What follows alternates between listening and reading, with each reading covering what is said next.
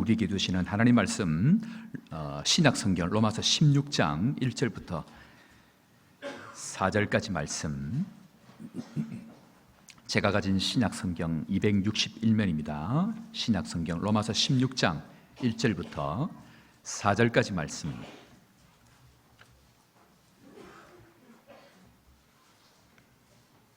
로마서 16장 1절부터 4절까지 말씀 한 절씩 교독합니다. 16장 1절입니다. 내가 갱그리아 교회의 일꾼으로 있는 우리 자매 베베를 너희에게 추천하노니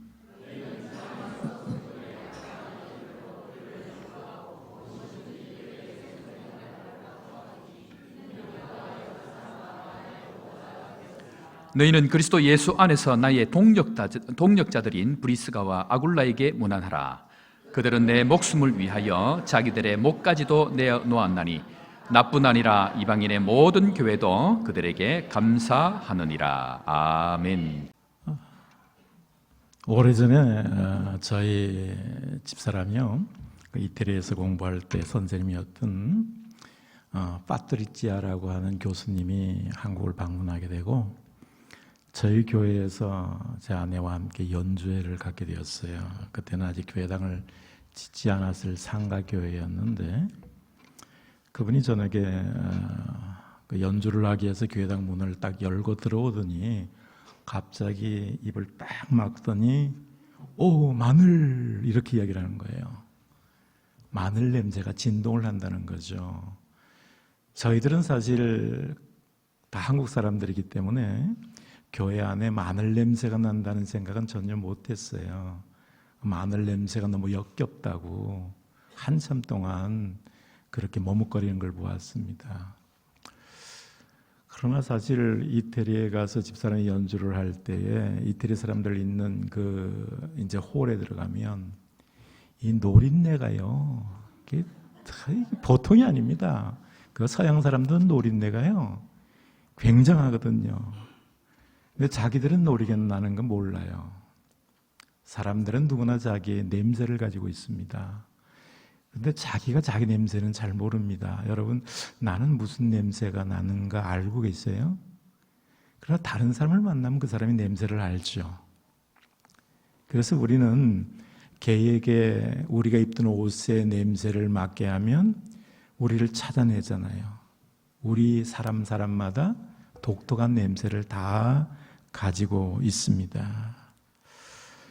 근데 사람만 냄새가 나는 게 아니고 교회도 냄새가 납니다. 과연 호산나 교회는 어떤 냄새가 날까? 제가 아내가 다리를 다쳐가지고요, 이제 8주가 됐는데 6주 동안 제 평생 처음으로 새끼밥을 6주 동안 제가 다 했어요. 근데 사실 요즘 밥은 내가 하는 게 아니죠. 쿠쿠가 다 하잖아요. 근데 쿠쿠가 밥을 하고 이제 밥 다 됐다고 해서 옆에 가면 밥 냄새가 그렇게 기가 막히게 좋을 수가 없어요. 쿠쿠 밥 냄새 맡아보셨어요? 제가 어렸을 때 어머니가 가마솥에 밥을 하고 뜸을 들일 때 그 냄새가 나더라고요. 그 냄새를 맡으면서 어렸을 때 어머니 생각, 그 아름다웠던 생각들이 막 일어나는 거예요. 아, 교회가 이런 냄새가 나야 되는구나. 그래서 오늘 제가 여기 와서 찬양하고 또 이런 모습을 보니까 쿠쿠 냄새가 나더라고요. 참 따뜻한 냄새가 나요.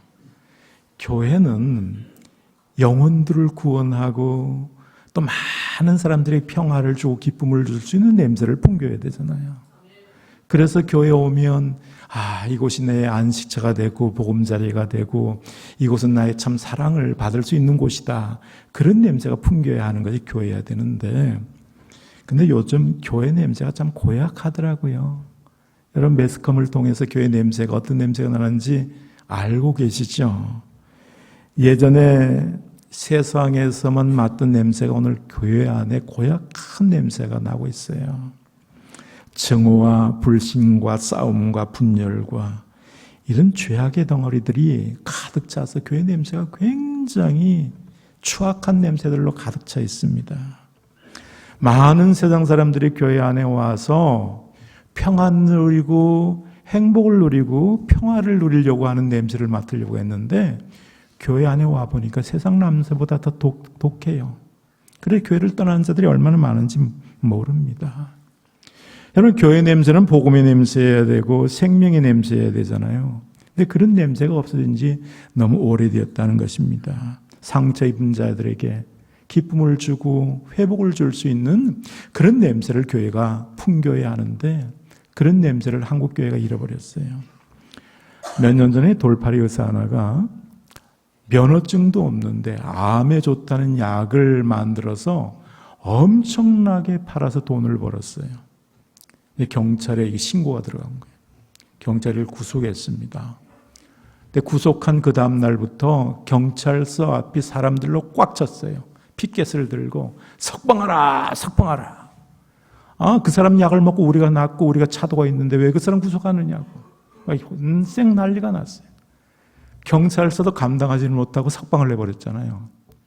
근데 석방하고 난 다음에 더 큰 문제가 일어났습니다. 경찰서 관공서마다 전화가 와서 그 사람 전화번호 알려달라는 전국의 암 환자들이 전화를 해가지고 그 사람 전화번호가 알려달라. 왜 이런 현상이 일어납니까? 진짜 병원이 병을 고치지 못하면 가짜들이 판을 치게 돼 있어요. 진짜 의사들이 병을 고치지 못하면 가짜들이 가짜약을 만들어서 그렇게 사람들을 유혹하고 사람들을 홀립니다. 교회가 진짜 교회답지 못하면 가짜들이 일어납니다. 그래서 사입이나 이단이 왜 많이 일어납니까? 교회가 교회답지 못하면. 진짜가 진짜 노릇을 하지 못하면 가짜가 진짜 흉내내기가 훨씬 쉽고 좋아집니다. 교회가 생명력을 잃어버리고 구원의 능력을 잃어버리면 많은 가짜들이 진짜처럼 행동하게 되고 교회가 점점 무너지게 되는 것입니다. 세상에는 두 종류의 무신론자가 있어요. 하나는 관념론적인 무신론자가 있고 하나는 실천론적인 무신론자가 있습니다. 관념론적인 무신론자는요, 아예 이방인들, 하나님이 없다라고 말하는 자들입니다. 실천론적인 무신론자는 교회 안에 있어요.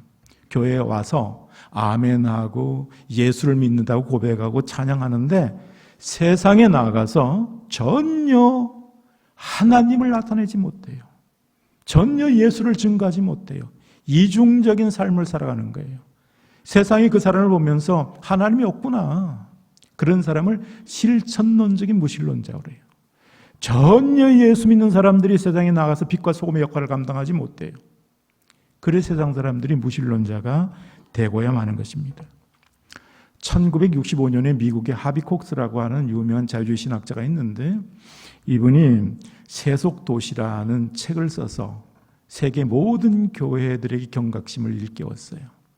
이분이 한 번은 인터뷰를 하는데 이런 이야기를 했어요. 내가 교회라는 교회마다 가봤더니 하나님이 없더라, 교회 안에. 그런데 내가 세상에 나가봤더니 세상에 하나님이 있더라. 그러니 교회는 문을 닫고 세상으로 나와라. 하나님도 없는 교회에서 뭐라고 예배를 드리냐. 그만큼 그리스도인들이 타락하고 교회가 타락한 것을 지적한 거예요. 자, 한국 교회가 지금 굉장히 위기입니다. 그래서 세상 사람들이 개독교라고 그러잖아요. 과연 이런 위기 속에서 우리 호산나 교회가 어떤 교회가 되어야 될까? 좋은 교회는요, 좋은 일꾼이 만드는 거예요. 좋은 교회가 좋은 사람을 만드는 것이 아니고 좋은 일꾼들이 좋은 교회를 만들어 나가는 거예요. 자, 오늘 본문에는 로마서 마지막 장인데 바울이 로마 교회에 보낸 편지 중에 마지막 부분이에요. 여기 보면은 일꾼들이 한 33명 이상 나오고 있는데 이 일꾼들이 굉장한 사람들이에요. 그래서 과연 이 일꾼들이 어떤 특징을 가졌기 때문에 로마 교회가 좋은 교회가 되었느냐, 몇 가지 여러분들에게 오늘 말씀을 전하려고 합니다. 첫째는 이 좋은 교회 좋은 일꾼들은요, 사람을 지극히 사랑하는 사람들이었어요. 자, 지금 바울은 로마에 한 번도 가보지 않았어요. 고린도에서 로마서를 써서 베베를 통해서 이제 로마 교회로 보내는 편지잖아요. 한 번도 가보지 않은 이 교회의 일꾼들에 대해서 굉장히 칭찬을 하고 있습니다. 바울은 이 교회가 참 좋은 교회라고 우리에게 소개를 하고 있는데, 제가 오래전에 그 아시시에 가서 그 한국 수사가 한 분 계시더라고요. 그분을 만나서 그분이 성프란시스 교회장을 자세하게 다 둘러보고 난 다음에 제가 그 앞에서 레스토랑에 가서 식사를 대접했는데 그런 이야기를 하더라고요. 이 로마 교회 교인들, 이 일꾼들은 캐톨릭 전통에 의하면 모두가 다 순교를 했대요. 근데 순교한 게 어떻게 순교했느냐 하면, 로마 군인들이 이들 한 사람 한 사람 잡아다가 고문을 하는데, 어떤 고문을 하냐면, 당신이 지금 만약에 당신 교회에 출석하고 있는 로마 황족이나 귀족 한 사람의 이름만 대면 당신을 살려줄 뿐만 아니라 당신 가문 전체를 먹여 살리겠다라고 그렇게 딜을 하는 거예요. 근데 이 30몇 명의 로마 교회 일꾼들이 한 사람도 그 교회에 나오는 황족이나 귀족의 이름을 불지 아니하고 다 순교를 했다는 겁니다. 얼마나 사랑했으면, 얼마나 그들을 사랑했으면 자기 생명과 자기 가족들을 다 죽음에 내어주기까지 그들을 지켰겠어요. 여러분, 지금 만약에 우리가 그런 상황에 있다면 우리는 내 생명을 내놓고 그들을 지킬 수 있겠어요? 이게 로마 교회입니다. 얼마나 사랑이 깊었는지. 본래 이 바울이라는 사람은 굉장히 차갑고 냉철한 사람이었어요. 그래 본래는 일에 중독된 사람이었어요. 그는 마가 요한을 내쳐버리고 바나바도 내쳐버리고 일에 방해가 되는 사람들은 다 내쳐버렸어요. 근데 마지막에 그가 로마 감옥에 갇혔을 때는 마가 요한을 데려와라. 내가 그에게 잘못했다. 그와 내가 좀 화해를 해야 되겠다. 마지막에는 일보다 사람을 더 소중하게 여기고 사랑을 했어요. 여러분, 교회 안에서 사랑이라는 것이 어떤 거예요? 사랑은 말로부터 시작됩니다. 많은 사람들이 자서전을 내놓아요. 여러분, 서점에 가면 자서전이 많잖아요. 그 자서전들은 거의가 자기가 쓴 게 아니에요. 다른 사람이 그냥 소설처럼 써가지고 굉장히 거짓도 많아요. 그리고 자서전 내가 쓴다고 해서 자서전이 그 객관성이 있는 게 아니에요. 자서전은, 김윤아의 목사의 자서전은요, 참빛교회 성도들의 마음속에 있는 거예요. 그 성도들의 마음속에 김윤아 목사가 어떤 사람이냐, 그것이 나의 자서전이에요. 절대로 내가 나의 자서전을 쓸 수가 없어요.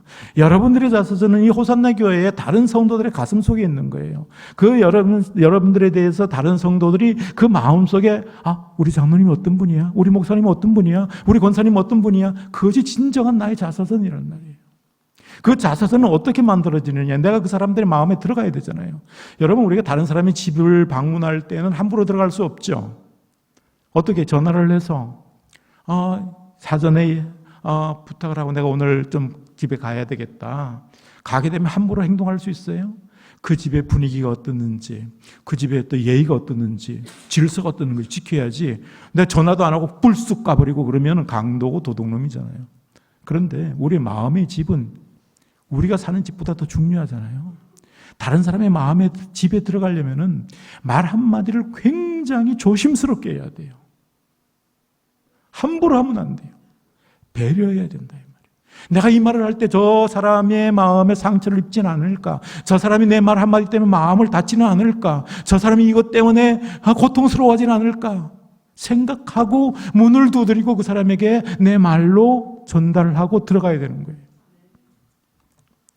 그러므로 우리의 말 한마디가 나의 인격이고 나의 진정한 모습이 되는 거예요. 그래야 다른 사람의 마음이 문을 열고 나를 받아들이고 나를 사랑으로 안게 됩니다. 그것이 나의 모습이 되어야 되잖아요. 사람 사랑이 그리 쉬운 게 아닙니다. 예수님이 사랑을 명령하셨어요. 요한일서 4장 7절에 보면 사랑하는 자들아 우리가 서로 사랑하자. 사랑은 하나님에게 속한 것이니 사랑하는 자마다 하나님께로부터 나서 하나님을 알고 사랑하지 아니하는 자는 하나님을 알지 못하나니 이는 하나님은 사랑이심이라. 사랑하지 아니하는 자는 하나님을 알지 못함이라. 여러분, 사랑은 하나님을 믿느냐 안 믿느냐 하는 중요한 기준이 되는 거예요. 사랑은 할 수 있으면 하고 힘들면 하지 않는 게 아닙니다. 요한일서 4장 11절에 보면 사랑하는 자들아 하나님이 우리를 이같이 사랑하였은즉 우리도 서로 사랑하는 것이 마땅하도다, 당연하도다. 사랑이 없는 기독교인처럼 나쁜 사람이 없어요. 우리는 죄를 지을 수도 있고 실수할 수도 있습니다. 더 나쁜 사람은 사랑하지 않는 사람이에요. 초대교회 터툴리안이라는 교부는 전도를 할 때 어떻게 한 줄 아세요? 여러분, 우리 교회 교인들을 보십시오. 그들이 얼마나 사랑하는지를 보십시오. 그 사람들을 보면서 하나님의 사랑이 얼마나 큰지를 보십시오. 이렇게 전도를 했어요. 적어도 우리 서목사님이 나가서 이 동네 사람들에게 전도할 때 우리 교회 교인들을 보십시오. 우리 교인들이 얼마나 사랑하는지를 보십시오. 그 교인들의 마음속에 하나님의 사랑이 있지 않습니까? 이렇게 돼야 된다 이 말이에요. 이런 사랑이 나타나야만 진정한 좋은 일꾼이 되는 거예요. 2009년도에 제가 평양 봉수교회에 가서 설교를 했습니다. 아마 고신에서는 처음일 거예요. 봉수교회 가서 설교를. 봉수교회는 공산당원들이 있다고 이야기를 하잖아요. 한 400명이 모였는데 제가 가기 전에 말들도 많았어요. 왜 봉수교회 가서 설교를 하느냐. 거기 가면 설교 사전에 다 검열을 한다고 그래서 아주 쪼리고 갔어요. 그래도 원고도 그래도 좀 아주 부드럽게 써갖고 갔다 이 말이에요. 근데 사전 검열을 안 하더라고요. 근데 거기 서열 20일 되는 강영섭 씨라는 분이 이제 조선 그리스도 연맹 그 위원장이 딱 앞에 앉아 있고 제법 높은 사람들이 딱 앉아 있어요. 좀 떨리고 이게 오늘 내가 무엇을 말해야 되나 하나님의 사랑에 대해서 요한복음 3장 16절에 이야기를 했어요. 조금씩 하다가 소위 우리 경상도를 간대기가 부어가지고 막말이 나오더라고요. 저는 남북 통일을 무기로 한다고요? 어떤 전쟁으로 한다고요? 남북 통일을 어떻게 다른 방법으로 한다고요? 그 따위 소리 하지 말라고. 하나님의 사랑이 우리에게 임하면 형제가 서로 사랑하면 남북이 통일된다고. 잔소리 하지 말라고. 나도 열이 올라가지고 구함을 치고 이야기를 했어요. 다 하고 나니까 식은땀이 쫙 나더라고요. 야, 오늘 이게 난리 나겠구나. 이게 내가 나만이 못 내려가는 거 아닌가 싶을 정도로 식은땀이 쫙 나는데, 그래도 강영섭 씨가 오늘 설교 말씀 참 잘 들었다고. 그래도 그 이야기를 하니까 안심돼요. 그리고 난 다음에 쫙 나왔더니요. 400명의 교인들이 쫙 서 있어요. 일일이 한 사람한테 다 악수를 하는데 대부분의 사람이요. 눈물이 글썽글썽해요. 그리고 조용히 하나님의 사랑이 그런지 처음 알았습니다. 공산당원들이요. 하나님의 사랑 앞에 체제도 이념도 다 무너지더라고요.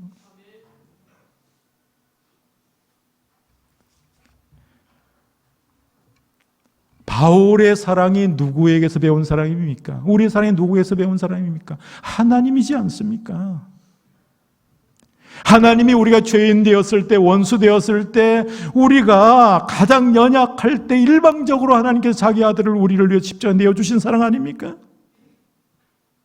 여러분, 만약에 여러분의 집에 강도가 들어서 돈 내놓으라면 돈 내놔야 되고, 보석 내놓으면 보석 내놔야 되지만, 여러분의 자녀 내놓으라면 내놓겠어요?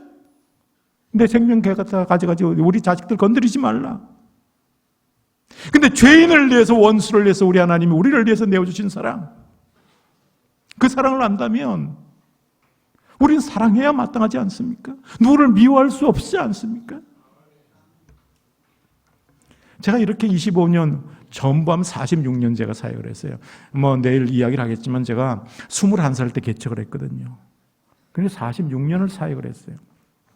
사역을 하다 보면 늘 갈등이 어떤 갈등이 있냐면 일 중심으로 해야 되는지 사람 중심으로 해야 되는지, 일 중심으로 하려고 그러면 사람이 피해를 입어야 되고, 사람 중심으로 하려고 그러면 일이 잘 안 돼. 그런데 저는요, 사람 중심이다. 이 일은, 교회의 일은 왜 있냐면 사람을 사랑하고 사람을 구원하고 사람을 세우기 위해서 교회의 일이 있는 거잖아요. 일을 위해서 사람이 있는 게 아니잖아요. 그래서 일 때문에 사람이 상처를 입으면 안 돼요. 일을 해놓고 사람을 원망하고 사람과 싸우면 안 된다 이 말이에요. 일은 조금 못해도 더디어도 사람을 사랑해요.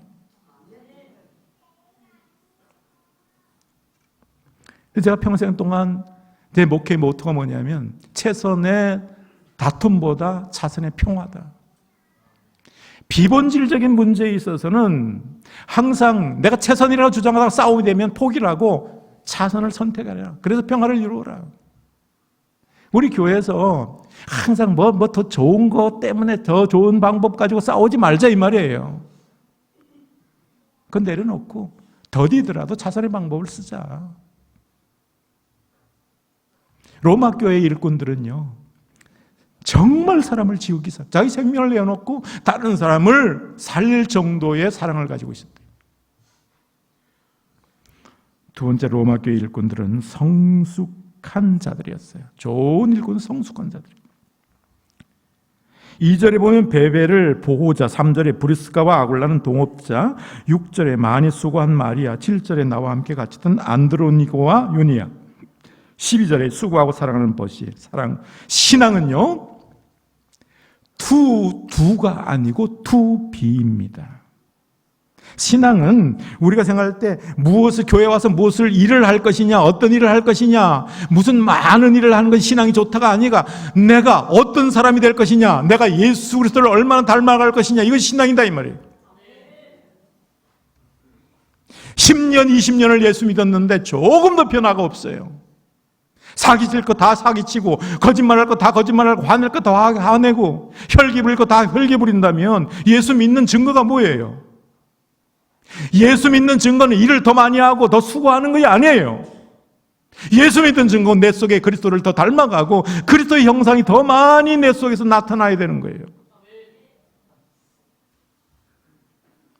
우리 속에 성령님이 계시는데 성령님은 나를 변화시키고 성령님이 내 속에 오신 것은 나로 하여금 그리스도의 형상을 닮아가도록 하는 것이 성령의 목적이잖아요.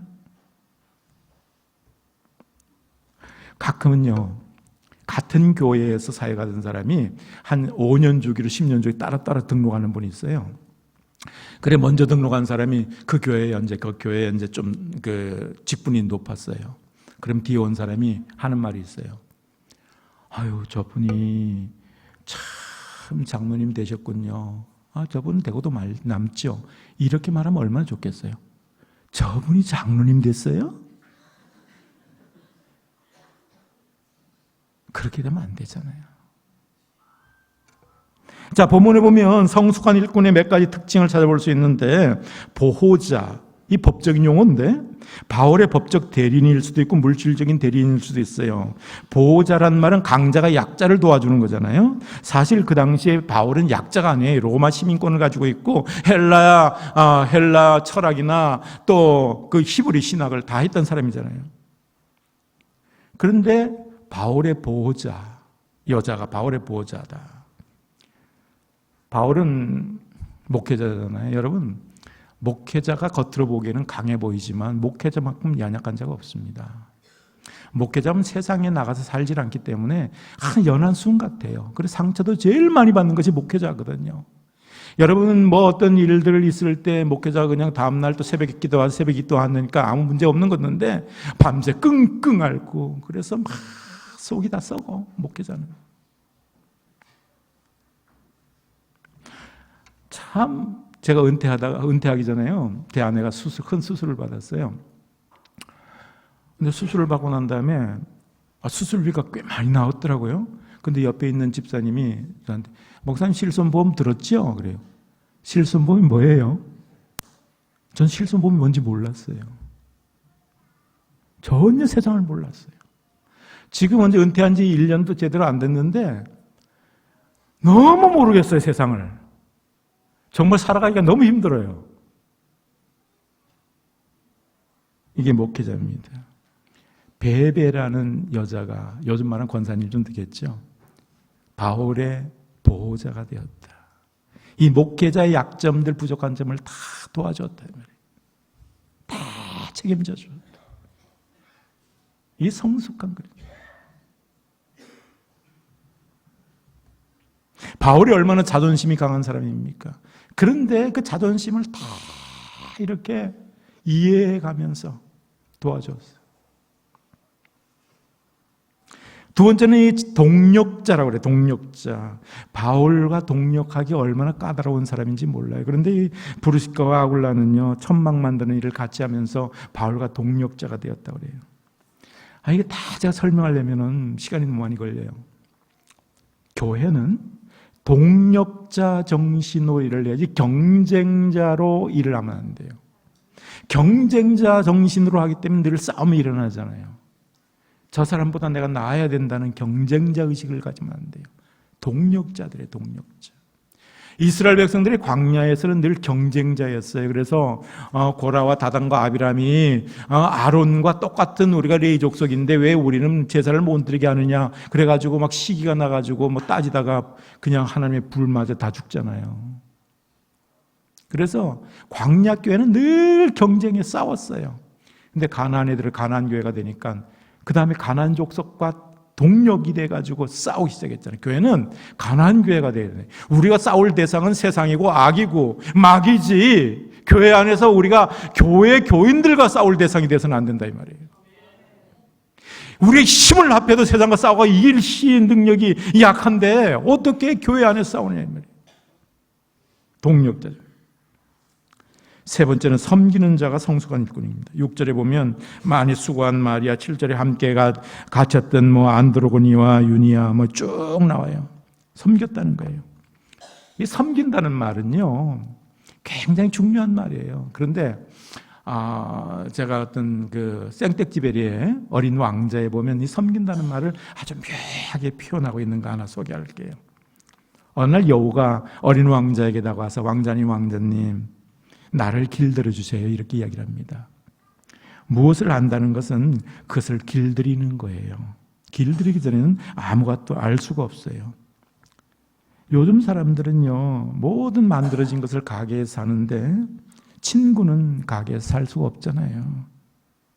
그래서 친구가 없어지는 거예요. 정말 친구를 원한다면 길들여야 돼요. 이렇게 얘기를 하죠. 그리고 왕자가 묻습니다. 너를 길들이기 위해서 어떻게 해야 되냐? 여우가 말하기를 아주 인내심이 많아야 돼요. 먼저 저만큼에 앉아 계세요. 그리고 말은 해서는 안 돼요. 조금씩 내 눈치를 보고 다가오세요. 조금씩. 말이 많으면 안 돼요.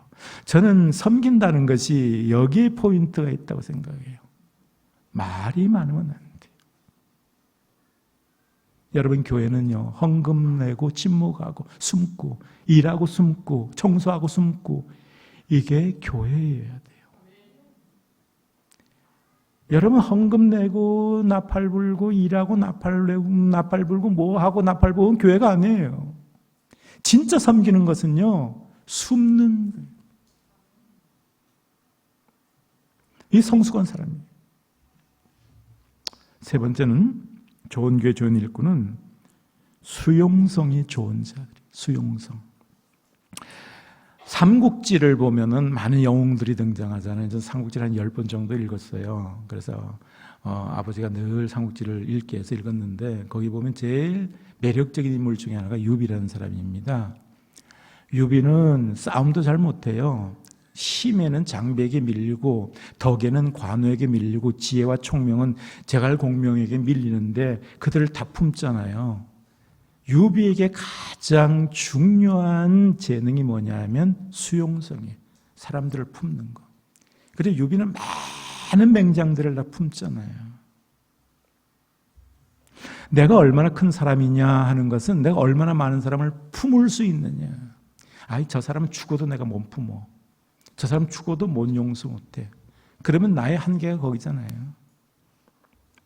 로마 교회는 얼마나 다양한 사람들이 모였는지 몰라요. 남자와 여자 똑같은 일꾼으로 사역을 했고요. 그 당시에 흑인과 백인, 황인, 귀족과 노예, 또 여기 이방인과 유대인, 황족과 또 그 노예, 뭐 시대적, 문화적, 종교적인 장벽을 다 뛰어넘으면서 교회가 하나 되었어요.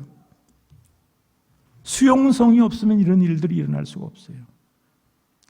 어떻게 이렇게 로마 교회 교인들이 많은 사람들을 수용할 수 있었느냐? 그건 역사적인 것을 우리가 좀 생각해야 돼요. 로마 어느 황제가 로마 안에 있는 모든 이방인들을 다 추방을 해버렸어요. 그래서 로마 안에는 로마 시민만 살도록 했어요. 그래서 그 안에 있는 많은 사람들이 추방을 당해서 온 소아시아 지역도 이렇게 방황하면서 살게 되었어요. 그때 이 사람들이 방황하다가 바울이 세운 교회들에 들어간 거예요. 교회에 들어간 거예요. 교회에 들어가니까 교회가 다 그들을 환영하고 먹여주고 째워주는 거예요. 얼마나 감사한 일이에요. 그 당시에는 이방인들을 받아들이는 데가 없었거든요. 근데 교회가 받아들여요. 근데 얼마 후에 로마 황제가 바뀌면서 다시 귀한 명령을 내렸어요. 그리고 그들이 다시 로마에 들어가서 그들이 살던 집에 다시 들어 살게 되면서 그들이 교회를 이룬 것이 로마 교회거든요. 그래 로마 교회에 딱 그들이 언제 만나서 아하, 우리가 어려울 때에 교회가 우리를 받아주지 않느냐. 우리는 모든 사람들을 받아주자. 수용하자. 그래서 모든 사람들을 다 받은 것이 로마 교회예요. 여러분, 이 교회라는 것은 열린 세계입니다. 닫힌 세계가 아니에요. 교회는 누구나 들어올 수 있는 곳이 교회여야 돼요. 너는 안 된다? 그런 방어선이 없어요. 우리가 보수주의자, 보수잖아요, 보수. 근데 보수는 말씀을 보수하라는 거지, 비본질적이고 뭐 이런 것들은 좀 진보, 마음을 열고 받아들여야 되잖아요. 제가 어렸을 때 저희 교회는요, 중간에 카텐이 딱 쳐져 있어요. 남자, 여자. 그리고 예배 볼 때 남자가 여자 못 보고 여자가 남자 못 봤어요. 카텐 딱 쳐가지고. 아세요, 그거? 절대로 신혼부부도 같이 못 앉았어요. 딱 쳐가지고. 그래, 이제 그게 딱 이렇게 열리더니, 그 다음에 이제 의자 드리는 문제 가지고 또 얼마나 몇 달 동안을 당회를 하고 재직회를 하고, 된다, 안 된다, 된다, 안 된다, 어떻게 교회 안에 신발 신고 들어오느냐, 막 이것 때문에 또 오랫동안 다투었어요. 그거 그렇게 다툴 만한 일이에요, 그게? 비본질적인 문제. 그러니까 우리 교단이 제일 늦었잖아요. 제일 늦으니까 교회가 늘 뒤떨어졌잖아요.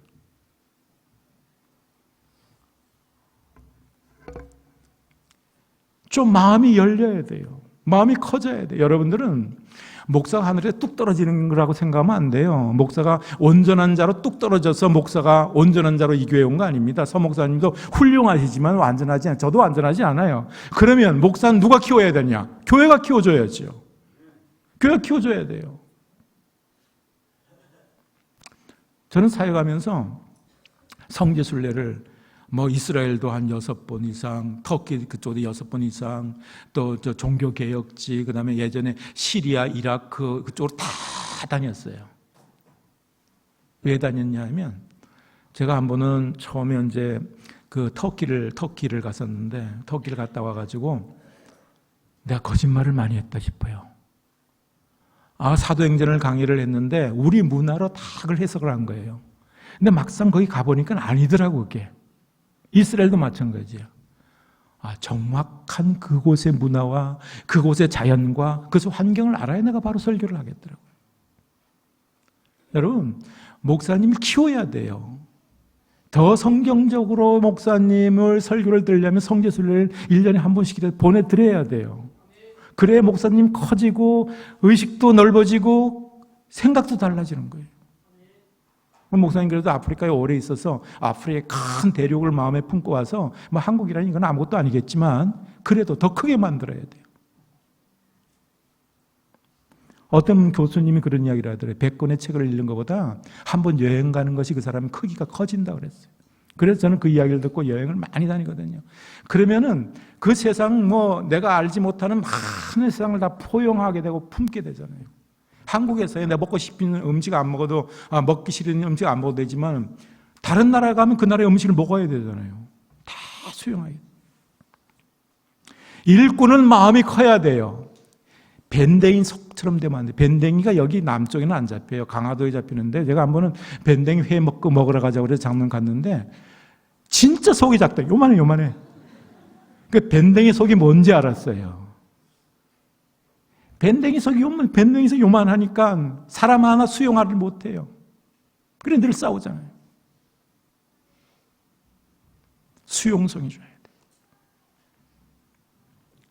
돼. 넷째는 로마 교회 일꾼은요, 좋은 일꾼은요, 사명을 위해서 순교하는. 대다수의 로마 교인들이 다 순교했다고 그랬잖아요. 여러분, 그들이 순교한 이유는 아까도 얘기했지만 왕족들을 살리기 위해서 그렇게 순교했다고 그랬죠. 근데 오늘날 우리는 뭐 순교할 이유가 없잖아요. 일제시도 아니고 6.25 동란이 일어난 것도 아닌데. 근데 순교는 두 가지가 있습니다. 하나는 백색 순교가 있고 하나는 흑색 순교가 있어요. 네? 흑색 순교는 복음을 위해서 내가 바로 죽는 거예요. 그죠? 그게 백색 순교, 흑색 순교. 백색 순교는 산 순교를 말하는 거예요. 그리스도인들은 십자가를 믿고 십자가를 지고 가는 자들이기 때문에 순교는 당연한 거잖아요. 십자가는 순교잖아요. 여러분, 우리는 교회 안에서 많은 게 순교해야 돼요. 부정적으로는 고집도 순교해야 되고, 욕심도 순교해야 되고, 자랑도 순교해야 되고, 교만도 순교해야 돼요. 순교하지 아니하면 교만 나타나고 자랑 나타나잖아요. 긍정적으로는 물질도 순교해야 되고, 또 재능도 순교해야 되고, 너 가진 거 다 순교해야 되잖아요. 그래서 저는 늘 교회 안에는 교회 직분은 순교 우선순위다.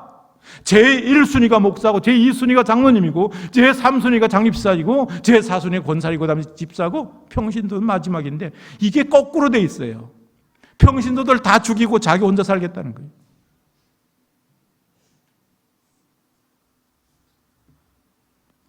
여러분, 암이 어떻게 생긴 줄 아세요? 암이?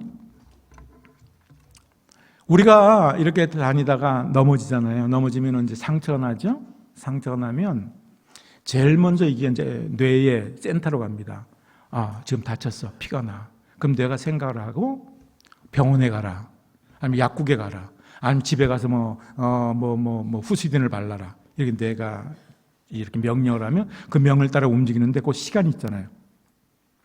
그 시간에 바이러스가 침투를 한단 말이에요. 그건 어떻게 뇌가 막을 수가 없어. 그때 나가서 싸우는 것이, 여러분, 그때 나가서 싸우는 것이 뭐예요? 예? 백혈구. 그 백혈구가 싸우다 죽으면 고름이 되잖아요. 그죠? 여러분, 고름이 왜 고름이 생긴 줄 아세요? 백혈구가 바이러스와 싸워서 죽으면 고름이 되는 거예요. 근데 이 백혈구 놈들이 가만히 생각을 해보니까, 아이, 큰일 났다. 우리는 맨날 나가서 싸워서, 돌진에 싸워서 죽기만 하는데, 그렇게 못하겠다. 그래서 자기들이 똘똘 뭉치면 그게 암이 되는 거잖아요. 교회 안에, 우리는 우리끼리 따로 하자. 우리는 목사님 하는 거 우리는 그렇게, 하지 못하겠다. 해가 똘똘 뭉치면 암이 되잖아요. 그러면 암이 되면 자기들만 살 수 있어요? 그럼 몸이 죽으면 암도 죽잖아요. 죽어야 할 땐 죽어야 하는 것이 교회여야 됩니다. 여러분, 데드맨 워킹이라는 영화가 있어요. 이 영화는 한 수녀가 아주 흉악한 범죄자인 매튜를 구하러 가는 그런 장면이 나오는데, 헬렌 브레젠이라는 수녀가 검색대를 이렇게 지나가는데 빽 하고 소리가 나요. 그게 뭐냐면 십자가에서 나는 소리. 이 영화의 키가 여기 있습니다. 십자가의 비명소리요. 십자가의 비명소리. 십자가가 아픈 거잖아요, 여러분. 십자가를 지고 가는 것이 편안한 거예요, 아픈 거예요? 교회에서 십자가 지는 것이 힘든 거예요, 쉬운 거예요? 십자가를 지려면 비명소리가 나야 돼요. 아파야 돼요. 내가 저 사람을 용서하려면 아파야 되잖아요. 내 저 사람을 품으려고 그러면 막 고통스러워야 되잖아요. 근데 이런 십자가의 고통소리가 교회 안에서 사라져버렸어요. 이 십자가의 비명소리가 그리스도인들에게 사라져버렸어요. 자기 주장하고, 자기 욕심내고, 자기 할 거 다 하고, 도대체 교회 안에 십자가 비명소리가 없어요. 이 십자가의 비명소리가 새벽 기도마다 하나님 앞에 아뢰어지고, 이 십자가의 비명소리가 늘 주님 앞에 눈물로 쏟아지는 그 교회가 살아있는 교회다. 내가 살겠다고, 내가 아우성치면 그 교회는 죽은 교회예요. 오늘날 그리스도인들의 문제는 뭐냐면 십자가 사라진 거예요. 십자가 목걸이는 있고 십자가 빠지는 있는데 실제로 십자가의 비명소리가 없어요. 이게 순교예요. 살아있는 순교는 다른 것 아니에요. 내가 손해보면서 아파하는 거, 내가 상처 입으면서 아파하는 거, 내가 저 사람을 용서하면서 아파하는 거, 저 사람을 내가 살리면서 아파하는 거, 그게 순교다 이 말이에요.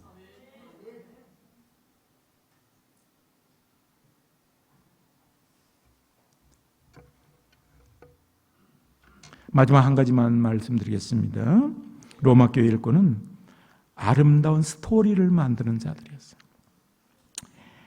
일일이 다 열거하지 않아도 16장에 보면은 한 사람의 단어 하나로 다 보호자, 동력자 이런 식으로 했지만 이 말 단어 하나가 바울이 아주 선택한 중요한 단어인데 이 단어가 로마 교회에 전달될 때 로마 교인들은 다 알았어요. 아, 맞아, 저 사람 보호자야. 아, 저 사람 동력자. 다 알았어요. 여러분, 김정태 씨가 쓴 스토리가 스펙을 이긴다는 책에 보면 그 스펙이라는 것이 굉장히 중요해요. 여러분 자녀들 스펙을 갖춰야 돼요. 거기 보면 스펙 7종 세트가 있어요. 학벌, 학점, 토익, 인턴십, 자격증, 봉사활동, 성형. 이게 스펙이래요. 근데 지금 시대는 스펙을 가지고 승리할 수 없어요. 스토리가 있어요. 목회 현장에 보면요, 스펙이 좋은 사람이 목회하는 경우는 굉장히 드물어요. 스토리가 많은 목회자가 목회를 잘해요. 삶의 간증거리, 삶의 많은 삶의 내용들이 많은 사람들이 목회를 잘해요.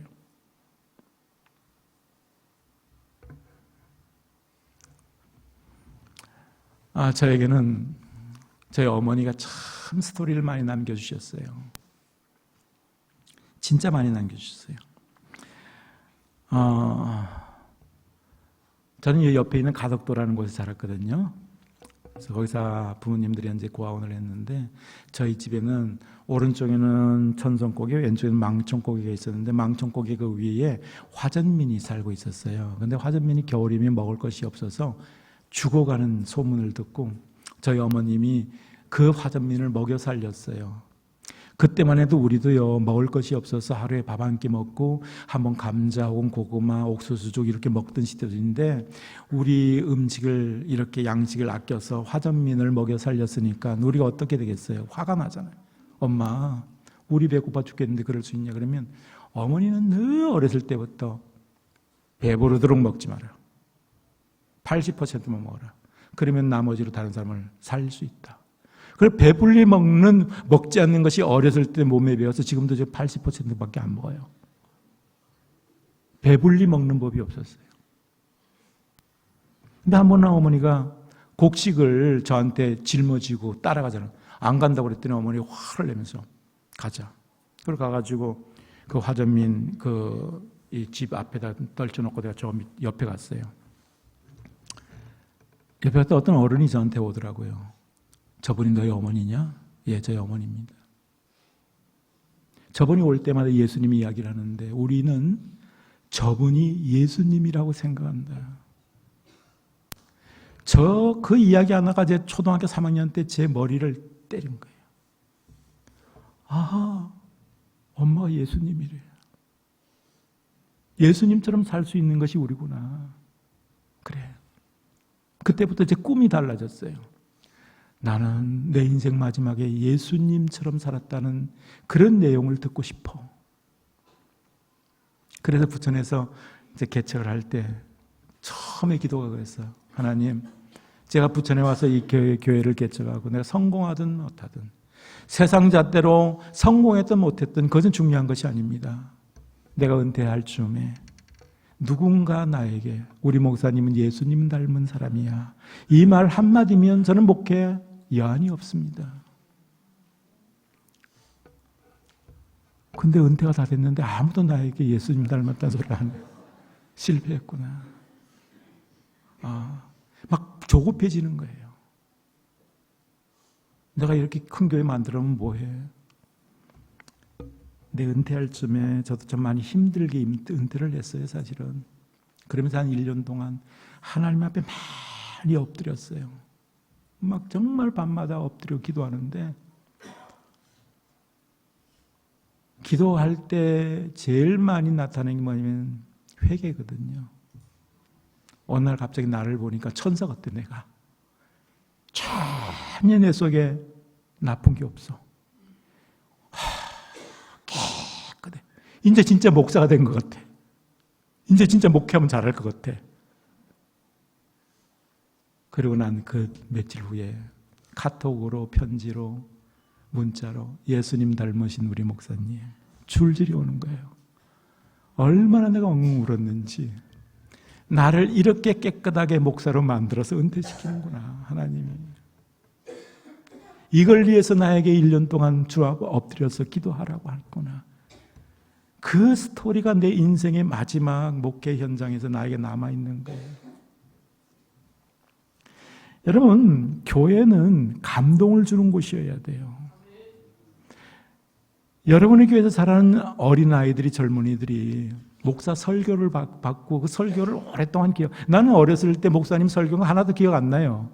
그런데 기억나는 것은 우리 교회에서 권사님이 나에게 배고플 때 밥 한 그릇 준 거는 기억나요.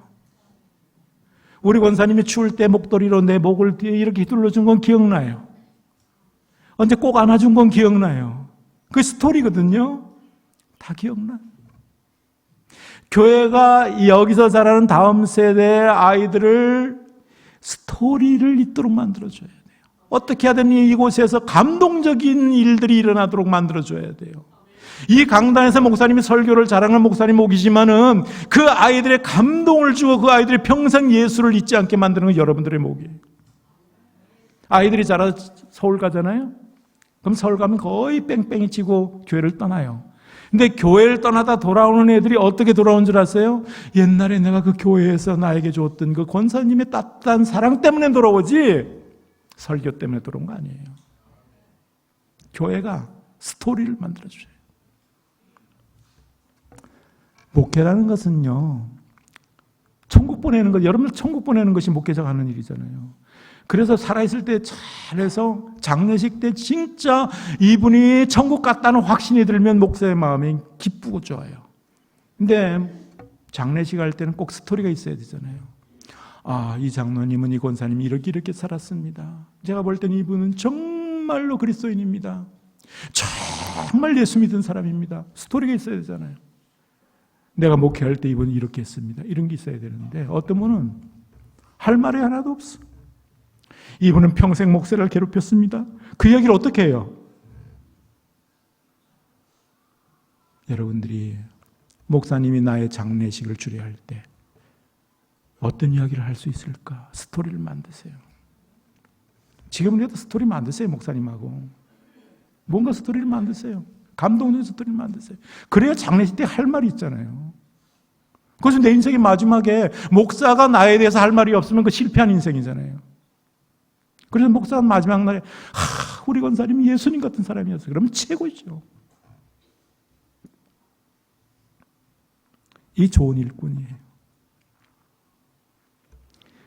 시간이 너무 많이 가서 이렇게 이제 결론을 내려고 그러는데 정말 좋은 일꾼은 지극히 사람을 사랑하는 사람, 성숙한 사람, 수용성이 좋은 사람, 정말 사명을 순교하는 사람, 스토리를, 감동적인 스토리를 만드는 사람. 2020년도에는 우리 오산야 교회가 이런 좋은 일꾼들이 되어서 좋은 교회 되시기를 예수님의 이름으로 축원합니다.